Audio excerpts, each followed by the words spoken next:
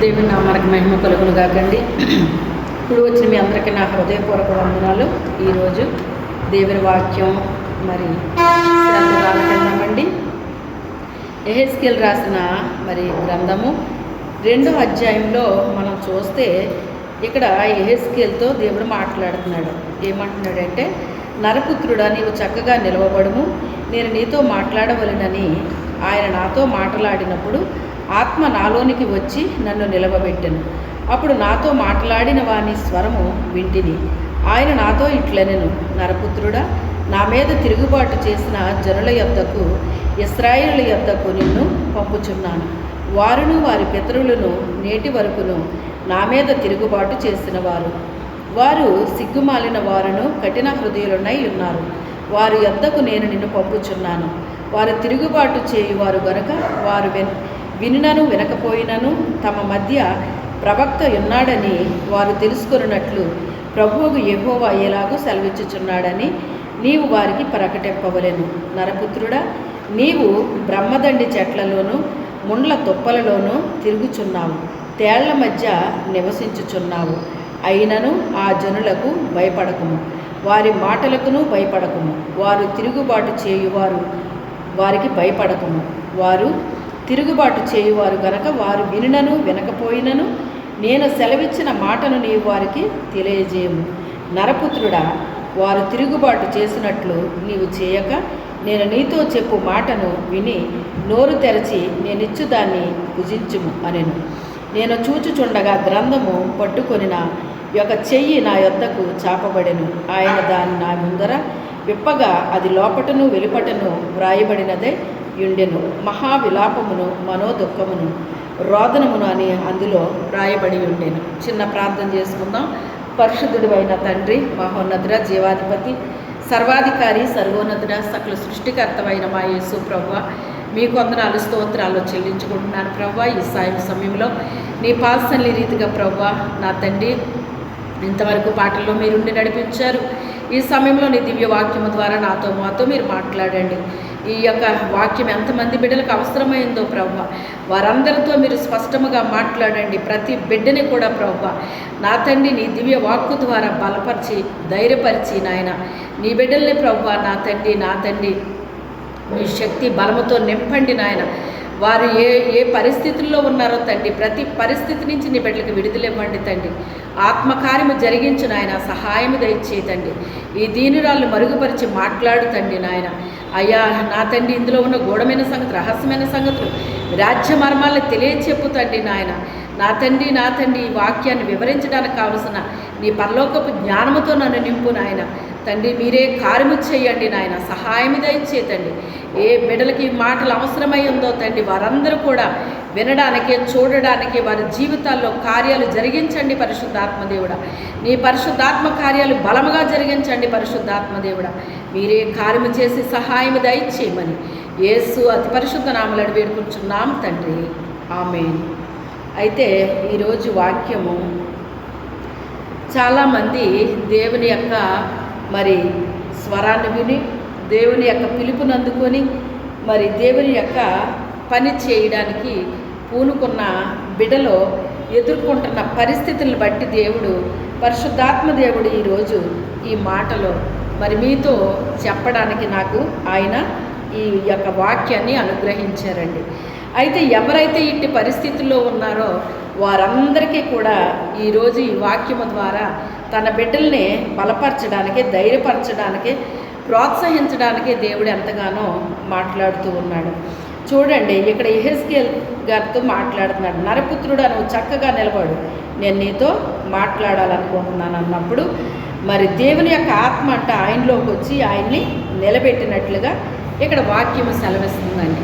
అయితే దేవుడు ఏం చెప్తున్నాడంటే, ఇక్కడ క్రింద మనం చూసినప్పుడు ప్రవక్త అని చెప్తున్నాడు ఆయన. వారి మధ్య ప్రవక్త ఉన్నాడని వారు తెలుసుకోవాలని చెప్పేసి నిన్ను వాళ్ళ మధ్యకి నేను పంపిస్తున్నాను అని చెప్తున్నాడు. అయితే ఇక్కడ ఎవరి గురించి మాట్లాడుతున్నాడంటే ఇశ్రాయేలీల గురించి మాట్లాడుతున్నాడండి. ఇశ్రాయేలీలు అనగా దేవుని చేత ఆశీర్వదించబడిన వారే, కానీ ఆ యొక్క ఎర్ర సముద్రం దాటారు, ఆ యొక్క ఎడారిలో ప్రయాణం చేశారు. దేవుని అద్భుతాలు ఆశ్చర్యకార్యాలు చూశారు, మన్నాను భుజించారు. దేవుడు ఎన్నో వారి జీవితంలో చేసిన కార్యాలన్నింటినీ అనుభవించినప్పటికైనా కూడా అన్నీ అయిపోయిన తర్వాత దేవుడు కనాను దేశానికి తీసుకెళ్ళిన తర్వాత కట్టని ఇల్లు ఇచ్చాడంట, నాటని తోటలు ఇచ్చాడంటండి. అన్నీ ఇచ్చిన తర్వాత దేవుని మీద తిరుగుబాటు చేశారటండి వారు. దేవుని యొక్క మాట వినకుండా మరి ఎంతసేపు దేవుడి మీద తిరుగుబాటు చేయడం అనేటువంటిది బాగా నేర్చుకున్నారన్నమాట. ఈ రోజుని కూడా మనం చూసినప్పుడు చాలామంది మరి రక్షించబడినప్పుడు మొదట్లో బాగానే ఉంటారు, కానీ రాను రాను రాను రాను దేవుడు ఆశీర్వదించిన తర్వాత వారు మరి దేవుడు చెప్పిన మాట ఏంటంటే మీ మనసులు మదిస్తాయి అని చెప్పాడండి. మీరు ఎప్పుడైతే ఆశీర్వదించబడిన తర్వాత ఈ ఐశ్వర్యం మీరు పొందుకున్న తర్వాత మీ మనసులు మదిస్తాయేమో జాగ్రత్త అని చెప్పాడండి ఆయన. అదే రీతిగా వాళ్ళు ఎలా తయారయ్యారంటేనంట మరి దేవుని మీద తిరుగుబాటు చేసే స్వభావం వచ్చేసిందంటండి వాళ్ళకి. మరి ఆయన మీద తిరగబడిపోతున్నారటండి, ఆయనకు లోబడట్లేదట, విధేయత చూపిస్తలేదటండి.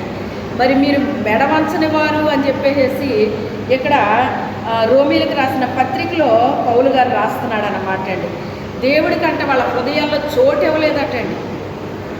అలాగా మరి దేవునికి వ్యతిరేకంగా, దేవునికి లోబడకుండా, విధేయత చూపించకుండా వాళ్ళ ఇష్టానుసారంగా బ్రతుకుతున్నారటండి. అలా బ్రతికిన టైంలో యెహెజ్కేలుని దేవుడు మాట్లాడుతూ, ఓ నరపుత్రుడా, నువ్వు చక్కగా నిలబడు, నేను నిన్ను మరి ఇశ్రాయేల్ దగ్గరికి పంపించాలనుకుంటున్నాను అని చెప్పి దేవుడు మాట్లాడాడండి. అయితే వాళ్ళు తిరుగుబాటు చేస్తున్నారంటే ఎవరి మీద? దేవుడి మీద. ఆ దేవుడి మీద తిరుగుబాటు చేసే వాళ్ళ దగ్గరికి నేను పంపుతున్నాను. అందుకని నీ మీద కూడా వాళ్ళు తిరగబడతారు. నీ మాట వినరు, నీకు లోబడరు, నువ్వు చెప్పింది కూడా వాళ్ళు వినరు. అయినప్పటికైనా నిన్ను వాళ్ళ మధ్యకి పంపిస్తున్నాను. ఎందుకు పంపిస్తున్నానంటే 4వ వచనంలో చూడండి, తమ మధ్య ప్రవక్త ఉన్నాడని వారు తెలుసుకున్నట్లు ప్రభువుకు యెహోవా ఇలాగూ సెలవిచ్చుచున్నాడని నీవు వారికి ప్రకటింపు అంటున్నాడు. అంటే దేవుని యొక్క ప్రవక్త వాళ్ళ మధ్యలో ఉన్నాడని నువ్వు వాళ్ళకి తెలియపరచాలి, అందుకు పంపిస్తున్నాను నేను అని చెప్పేసి చెప్తున్నాడు అనమాట. అయితే నువ్వు వెళ్ళిన చోట మనుషులు ఎలా ఉంటారంటే, నీవు బ్రహ్మదండి చెట్లలోను ముండ్ల తుప్పల్లోనూ తిరుగుచున్నావు, తేళ్ల మధ్య నీవు నివసించుచున్నావు. అయినను ఆ జనులకు భయపడకుము, వారి మాటలకు భయపడకుము, వారు తిరుగుబాటు చేయువారు గనుక వారికి భయపడొద్దు అని చెప్తున్నాడు. వాళ్ళు ఎలాంటి స్వభావాన్ని కలిగి ఉంటారంటేనంట, బ్రహ్మదండి చెట్ల లాంటి వాళ్ళు అంటండి. మీరు ఎప్పుడన్నా చూసారో లేదో కానీ ఆ యొక్క ఆకులాగా ఉంటుందండి, పల్చగా ఉంటుంది, కానీ అది చాలా దలసరిగా ఉంటుంది. దాని నిండా ముళ్ళు ఉంటాయి అన్నమాట. దాని మీద ఏదైనా ఒక వస్త్రం లాంటిది మనం వేసామంటే ఇంక దాన్ని తీయలేం మనం. అట్టి రీతిగా మరి దాని నుంచి రాదన్నమాట. అంత భయంకరమైన వ్యక్తులండి వాళ్ళు.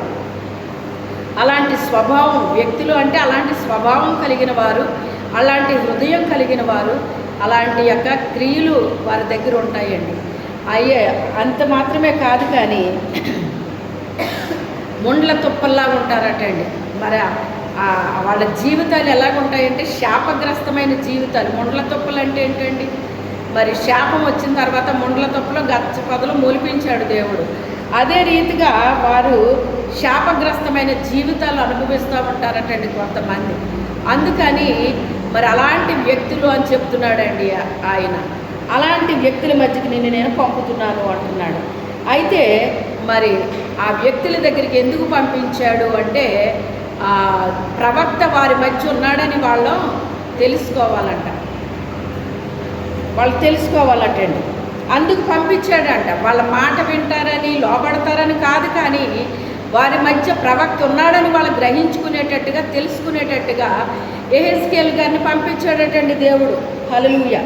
అయితే ఏది ఏమైనప్పటికైనా మరి వాళ్ళు ఇలాగుంటారో, వాళ్ళ స్వభావం ఇలాగుంటుంది, వాళ్ళ హృదయం ఇలాగుంటుంది, వాళ్ళ జీవితం ఇలాగుంటుంది అని చెప్పేసి ఆయన చెప్తూ ఉన్నాడు. అయితే ఏది ఏమైనప్పటికైనా వాళ్ళ యొక్క హృదయాలు ఎలాగుంటాయో, వాళ్ళ జీవితాలు ఎలాగుంటాయో, వాళ్ళ క్రియలు ఎలాగుంటాయో అవన్నీ కూడా చాలా స్పష్టంగా ఆయన మరి తెలియచేయటం జరిగిందన్నమాట. అలాంటి వారి మధ్యకి పంపించడం అవసరమా అని అనుకుంటాం మనం. కానీ దేవుడికి సమస్తము తెలుసండి. అంటే కనీసం వాళ్ళు ఒక మాట కాకపోతే ఒక మాట అయినా వింటారో అని దేవుడు ఆశపడతాడండి. మన జీవితాల్లో ఏదో ఒక కార్యము జరగాలని దేవుడు ఆశపడుతూ ఉంటాడు. అయితే వాళ్ళు ఎలాంటి స్వభావమో ఎలాంటి జీవితాలో ముందే ఆయనకి చెప్పేశాడు, అంతా చెప్పేశాడండి. ఆయన చెప్పేసిన తర్వాత అయినప్పటికైనా ఆ జనులకు నువ్వు భయపడొద్దు, వారి మాటలకు కూడా నువ్వు భయపడొద్దు అంటున్నాడు. చూడండి, 2 మాటలు చెప్పాడు ఆయన అక్కడ. వాళ్ళను చూసి నువ్వు భయపడొద్దు, వాళ్ళ మాటలు చూసి కూడా నువ్వు భయపడొద్దు. కొంతమందిని చూస్తే భయం కలిగేటట్టుగా ఉంటారటండి, వాళ్ళ మాటలు చూసినా కూడా భయం అనిపిస్తుంది అటండి. చూడండి, ఎవరికి భయం అనిపిస్తుంది? ప్రవక్తలకు అటండి. విచిత్రంగా లేదు? ప్రవక్తను చూసి మనుషులు భయపడాలి, కానీ ప్రవక్తే వీళ్ళని చూసి భయపడేటట్టుగా ఉంటారటండి, వాళ్ళ మాటలు ఉంటాయంట. ఎంత స్పష్టంగా దేవుడు అక్కడ మాట్లాడుతున్నాడో చూడండి. అయినప్పటికైనా వారికి నువ్వు భయపడొద్దు, వాళ్ళ మాటలకే కూడా నువ్వు భయపడొద్దు అని ముందుగానే ఆయన చెప్తున్నాడు అన్నమాట అండి. చెప్పి మరి వాళ్ళ మధ్య నువ్వు తిరుగుతున్నావు. ఇంకా ఏం చెప్తున్నాడంటే ఆయన, మరి వాళ్ళు తేళ్ల వంటి స్వభావము కలిగిన వారు అని చెప్తాడనమాట అండి. ఎలాంటి స్వభావం అంట? తేలు ఎప్పుడు పుట్టిందో కూడా మనిషికి తెలియదు అనమాట అండి. అట్టి రీతిగా అది మరి తన తోకతో కుట్టేసి జారుకుంటుంది అనమాట. అది ఎప్పుడు పుట్టిందో మనిషికి తెలియదు. అది కుట్టిన తర్వాత ఇంకా బాధతో చాలా ఆ వ్యక్తి బాధపడిపోతారన్నమాట. అంటే అలాంటి వ్యక్తులు అక్కడ ఉంటారు, తేలు లాంటి స్వభావం కలిగిన వారు అక్కడ ఉంటారు అని చెప్పాడండి. అయితే అయినప్పటికైనా నువ్వు వాళ్ళకేమీ కూడా నువ్వు భయపడొద్దు అని చెప్పేసి దేవుడు చెప్తా ఉన్నాడనమాట. చూడండి, అక్కడ ఎలాంటి మనుషుల దగ్గరికి పంపాడో చెప్పాడు ఆయన, వాళ్ళ స్వభావం ఎలాగుంటుందో చెప్పాడు ఆయన, వాళ్ళ జీవితాలు ఎలాగుంటాయో, వాళ్ళ క్రియలు ఎలాగుంటాయో, వాళ్ళ మాటలు ఎలా ఉంటాయో, వాళ్ళ ఏ రీతి ఎలాంటి మనుషులు అవన్నీ కూడా చాలా స్పష్టంగా చెప్పేశాడండి ఆయన. అయినప్పటికైనా వాళ్ళ మధ్య ప్రవక్త ఉన్నాడని వాళ్ళు తెలుసుకునేటట్టుగా నేను పంపుతున్నాను, నువ్వు వెళ్ళాలి అని చెప్పాడండి ఆయన. అదే రీతిగా ఆయన ఏం చెప్పాడు అదంతా కూడా ఆయన విన్నాడండి. అంటే దాని అర్థం ఏంటి? ఆ గ్రంథాన్నంట మరి 9వ వచనం, నేను చూచుచుండగా గ్రంథమును పట్టుకుని యొక్క చెయ్యి నా యొద్ద చాపబడిను, ఆయన దాన్ని నా ముందర విప్పగా అది లోపటను వెలుపటను వ్రాయబడినదై ఉండెను, మహావిలాపను మహారోదనమును మనో దుఃఖమును అని అందులో వ్రాయబడి ఉండెను. అయితే ఆ ప్రజల మధ్య నీ పరిస్థితి ఎలా ఉంటుంది అంటే కనుక మహావిలాపమును కలిగి ఉంటావు, మనో దుఃఖము నీకు ఉంటుంది, రోదనం అనేటువంటిది నువ్వు అనుభవిస్తూ ఉంటావు. ఆ ప్రజలతో నీ యొక్క అనుభవము ఇలా ఉంటుంది అని చాలా స్పష్టంగా ఆయనతో చెప్పేశాడండి. ఆయన్ని పిలిచినప్పుడే చెప్పేశాడు ఈ సంగతులన్నీ కూడా. అయితే చూడండి, 3వ అధ్యాయంలో 6వ వచనంలో మనం చూసినట్లయితే, నీవు గ్రహింపలేని యాస మాటల పలుకు అన్యజనుల యొద్దకు నిన్ను పంపుటలేదు, అట్టి వారి యొద్దకు నేను నిన్ను పంపిన ఎడల వారి నీ మాటలు విందురు అంటున్నాడు. అంటే యాస మాటలు మాట్లాడే వారి దగ్గరికి నిన్ను పంపిస్తే గనక వాళ్ళు తప్పకుండా నీ మాటలు వింటారు, కానీ అలాంటి వారి దగ్గరికి నిన్ను నేను పంపట్లేదు. అయితే ఇశ్రాయేలీలందరూ సిగ్గిమాలిన వారు, కఠిన హృదయులునై నేను చెప్పిన మాటల ఆలకింపనొల్లకు ఉన్నారు కనుక నీ మాటలు విననొల్లరు అని చెప్పాడు. ఎంత స్పష్టంగా దేవుడు చెప్పాడో చూడండి. అలాంటి యాస మాటలు పలికే వారి దగ్గరికి నిన్ను పంపుకుంటే కనుక వాళ్ళు తప్పకుండా నీ మాటలు వింటారు, కానీ నిన్ను అక్కడికి పంపించట్లేదు, ఇశ్రాయేలీల దగ్గరికి పంపుతున్నాను.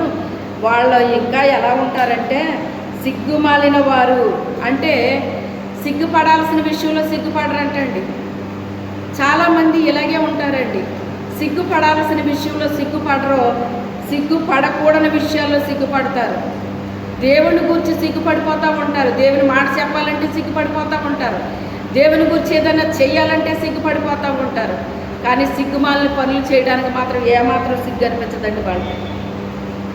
అలాంటి వ్యక్తులు అని చెప్పేసి ఆయన చెప్తున్నాడు అనమాట. సిగ్గుమాలిన వారును కఠిన హృదయులున్నాయి, నేను చెప్పిన మాటలు ఆలకింపనొల్లకై ఉన్నారు కనుక నీ మాటలు విననల్లరు. వాళ్ళ హృదయము కఠినంగా ఉంటుంది, అంటే రాయిలా ఉంటుందటండి. రాయిలోకి మనం నీళ్లు పోద్దామంటే అదేమన్నా పీలుస్తుందా?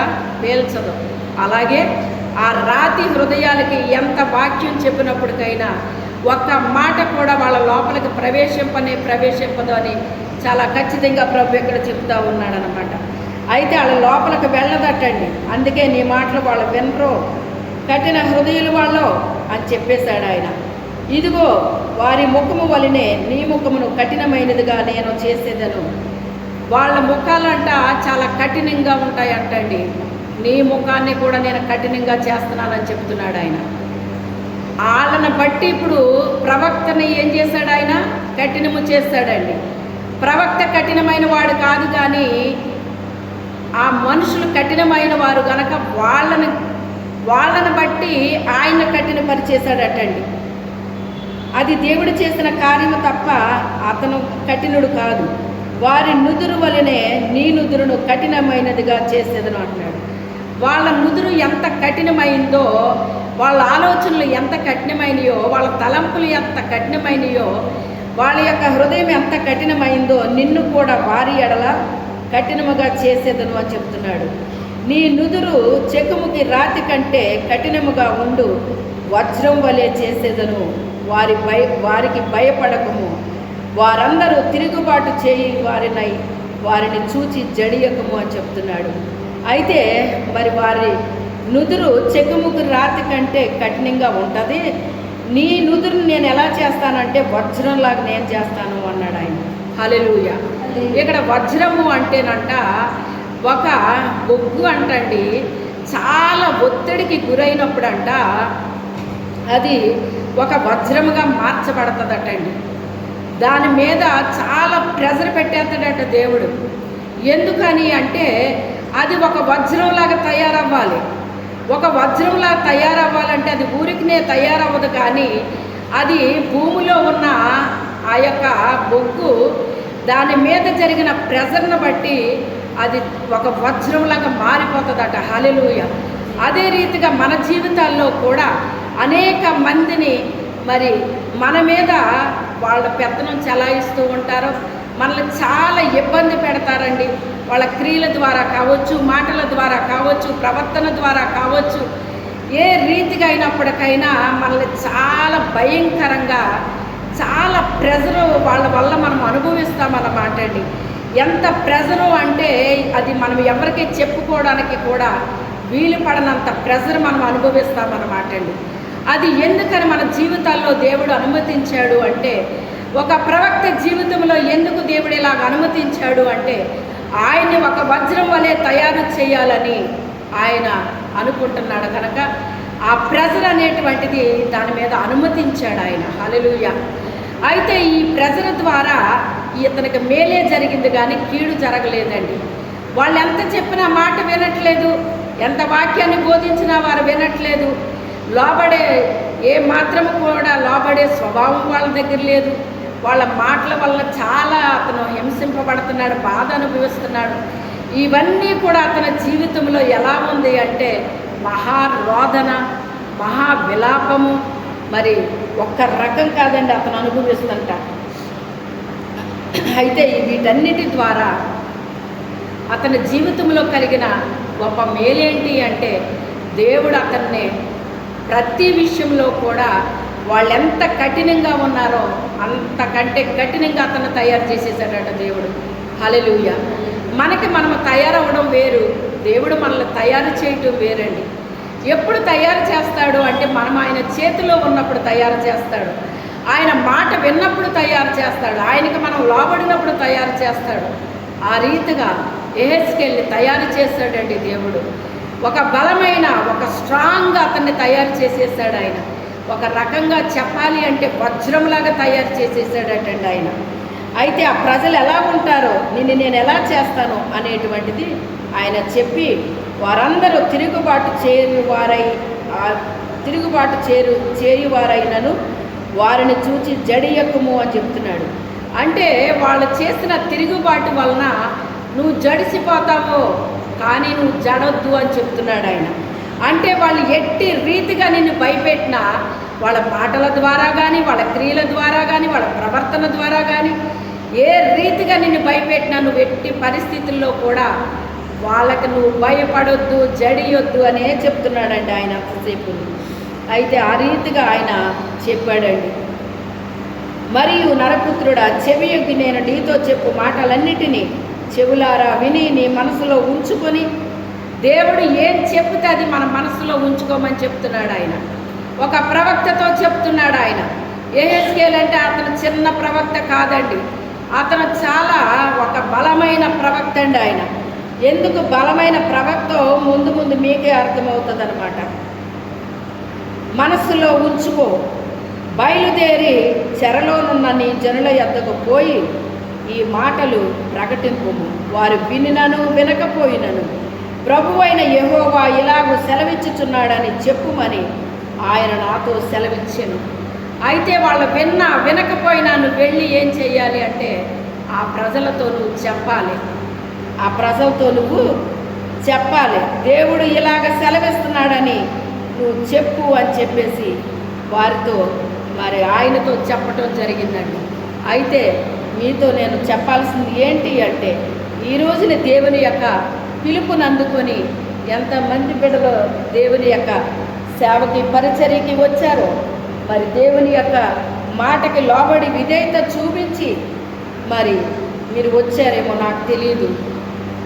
వచ్చారు కానీ ఆ ప్రజలతో మీరు అనుభవిస్తున్న శ్రమ, కష్టం, బాధ, దుఃఖము, వేదన, మనోవేదన, మనోవిలాపము, రోదన అనేటువంటి మీరు అనుభవిస్తున్నారేమో.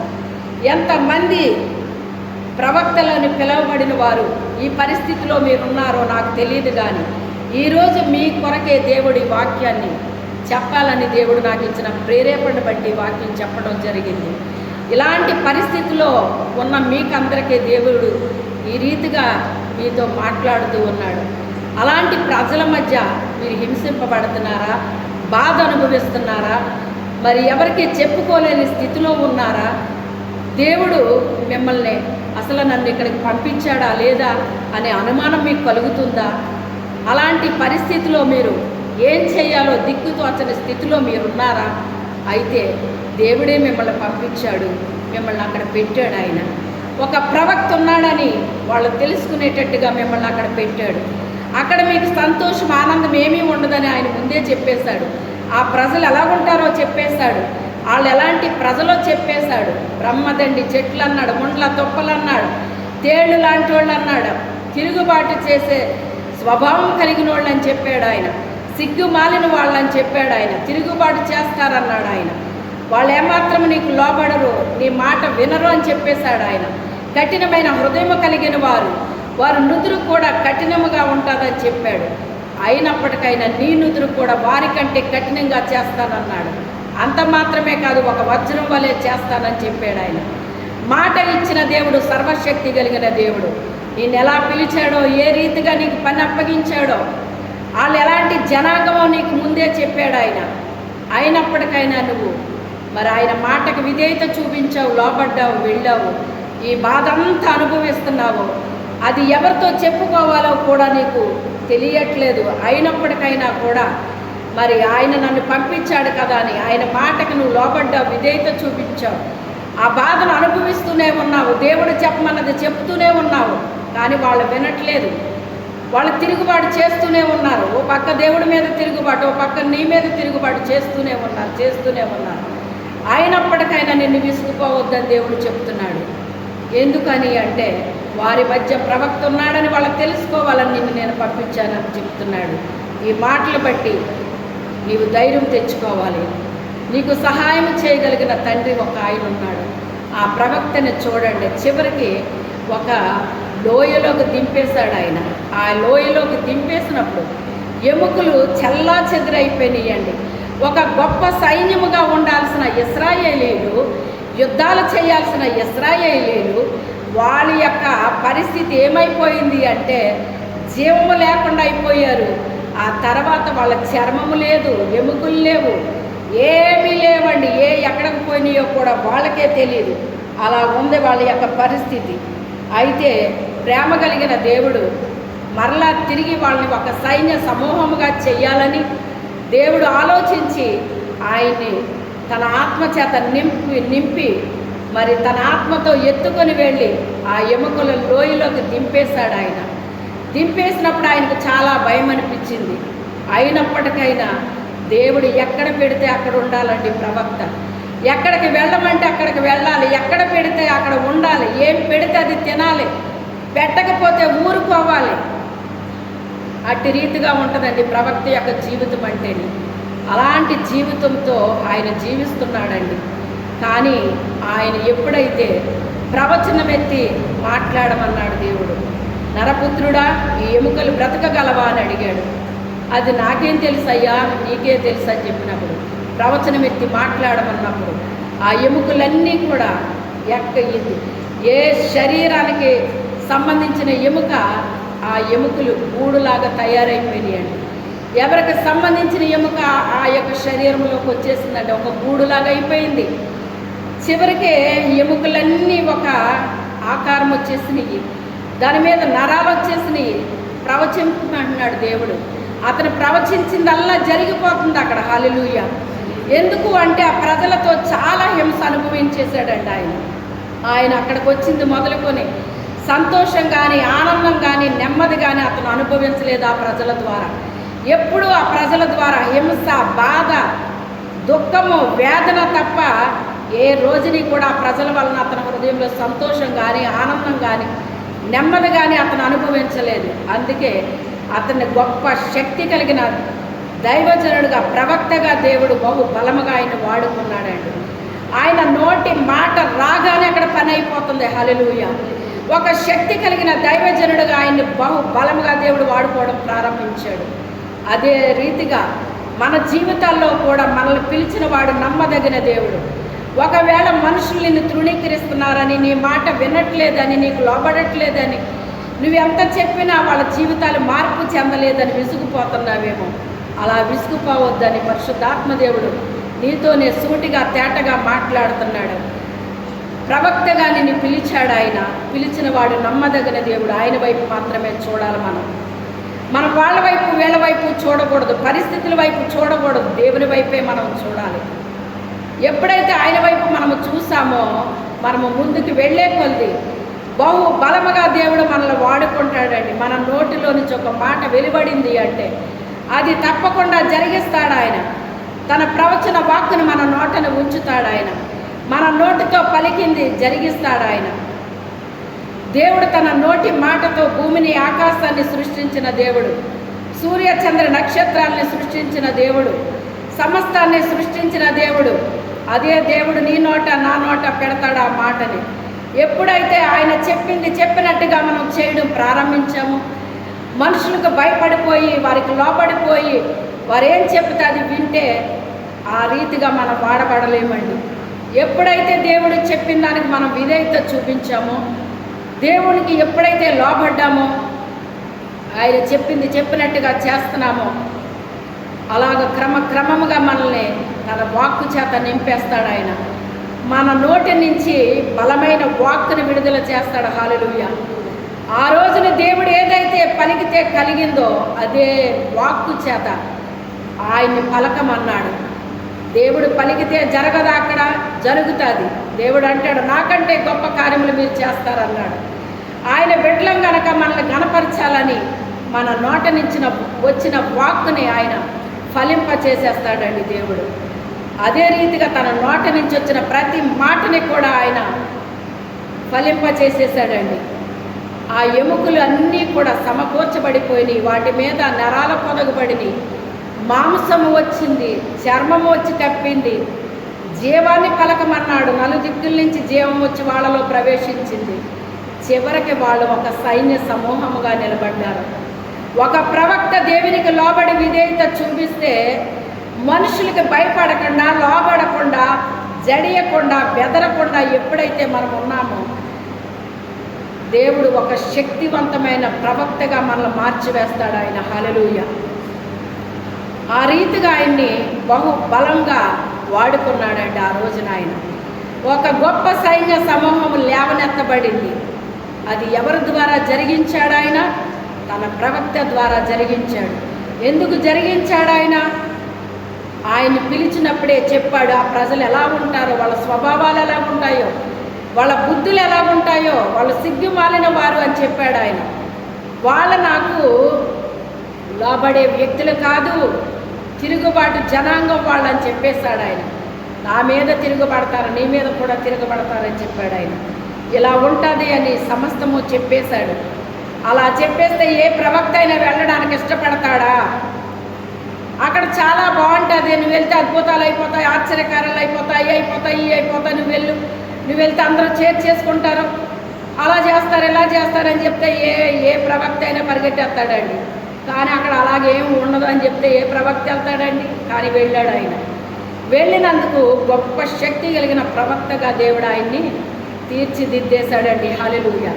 వింటున్న మీలో ఎవరు ఈ పరిస్థితుల్లో ఉన్నారో నాకు తెలియదు, కానీ దేవుడు ఇట్టి కార్యము జరిగించబోతూ ఉన్నాడు.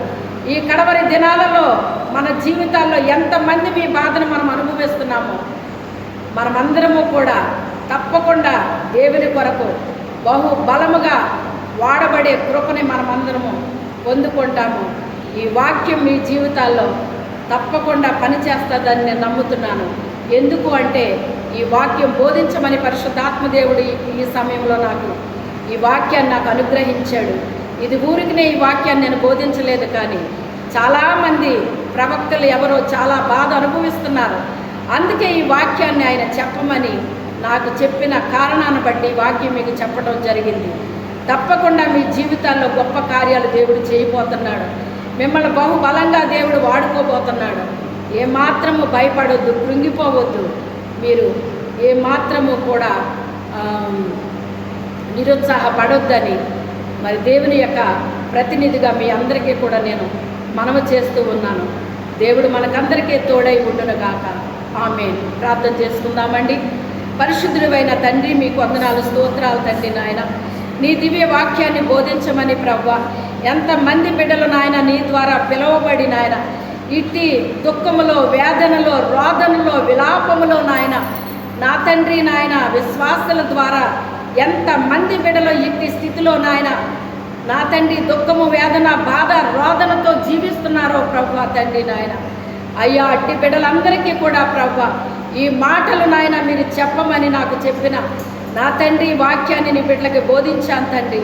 ఈ వాక్యం ఎంతమంది బిడ్డలకు అవసరమైందో వారందరూ కూడా విని చూసి నా ప్రభువా వారు నా తండ్రి ఊరట చెందడానికి సహాయం చేయండి. అట్టి పరిస్థితిలో ఉన్న ప్రతి బిడ్డను కూడా మీరు లేవనెత్తడానికి నాయన ఈ మాటలు చెప్పమని సెలవిచ్చారు. దేవానికి స్తోత్రాలు తండ్రి. బహు బలముగా నీ బిడ్డలను వాడుకోబోతున్నందుకు స్తోత్రాలు తండ్రి నాయన. అయ్యా ప్రతి బిడ్డను కూడా నువ్వు బలముగా తయారు చేస్తావు తండ్రి. ఈ యొక్క హింస ద్వారా, బాధ ద్వారా నీ బిడ్డలని రాటు తేలించావు తండ్రి నాయన. ప్రభువా కఠినులుగా నా ప్రభువా తయారు చేశానన్నావు, వజ్రం వలె తయారు చేశానన్నావు, బలముగా తయారు చేస్తావు తండ్రి. స్తోత్రాలు తండ్రి. ప్రతి దాన్ని జయించే శక్తినిచ్చావు నీకు స్తోత్రాలు తండ్రి. బహుబలంగా వాడుకోబోతున్నారు మీకు స్తోత్రాలు తండ్రి. సమస్త మహిమ, ఘనత, ప్రభావాలు మీకే ఆరోపిస్తున్నారు తండ్రి. దేవా మీకే స్తోత్రాలు చెల్లించుకుంటూ సమస్త విషయాల్లో మహిమ, ఘనత, ప్రభావాలు మీరే పొందుకోవలసిందిగా యేసు అతి పరిశుద్ధ నామంలో అడిగి వేడుకొనుచున్నాము తండ్రి. ఆమేన్. యేసు రక్తమే జయము, యేసు నామమే జయం. ప్రవేశ రక్తం సంపూర్ణ విజయం. అపవాది క్రియలకు అనంతరికి నాశన ప్రవేశన మన ఘన విజయం కలుగునుగాక. ఆమేన్. తండ్రి అయిన దేవుని యొక్క ప్రేమయు, కుమారుడని యేసు క్రీస్తు ప్రభు వారి యొక్క మహాకృపయు, పరిశుద్ధాత్మ తండ్రి యొక్క అన్యోన్యమైన సహాయము, సహవాసము ఇప్పుడు ఎల్లప్పుడూ మనకి, మన కుటుంబాలకి, మన సంఘానికి, మన గ్రామాల, జిల్లాల, రాష్ట్రాలు, మన దేశాలకు నిత్యము తోడుగా ఉండునుగాక. ఆమేన్. ఆమేన్. ఆమేన్. హల్లెలూయా. హల్లెలూయా. హల్లెలూయా. అందరికీ వందనాలండి. ఎక్కడి నుంచి వచ్చా బాబు? రాజమమ్మ.